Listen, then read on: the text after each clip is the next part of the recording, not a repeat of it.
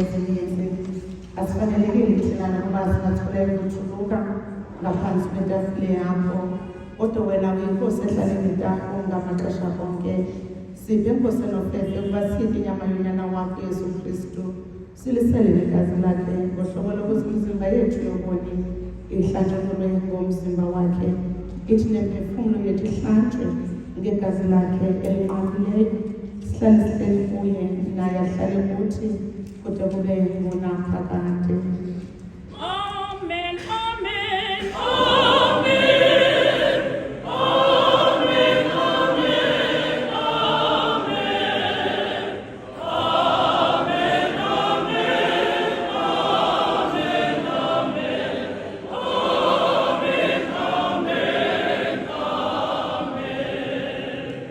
Siyazamukela ezi zinto zakho, isonka newayini, ngommiselo ongcwele wonyana wakho Yesu Kristu, umsindisi wethu. Sizamukelela ukuze simana ukuzikhumbuza ngokufa kwakhe nobunzima awabuvayo. Kungoko le nto sabelayo umzimba wakhe oyintsikelelo negazi lakhe elilithamsanqa. Wathi naye ngokubusuku anikela ngapha ezintabeni, wathabatha isonka, waza kuba ebulele, wasiqhekeza, wasabela abadisipile bakhe sithi, thabathani nidle, esi singumzimba wami oqhekezelwe nina nabaninzi, kwenzeni ukundikhumbula. Wathi kanjalo emva kwesidlo sangokuhlwa, wathabatha nendebe, waza kuba ebulele, wabanika esithi, selani nonke kuyo, ngokuba ligazi lam lomnqaphiso omtsha eliphalazwe ngenxa yenu nabaninzi, ukuze kubekho ukuxolela kwezono. Kwenzeni oku xa niselayo ukundikhumbula.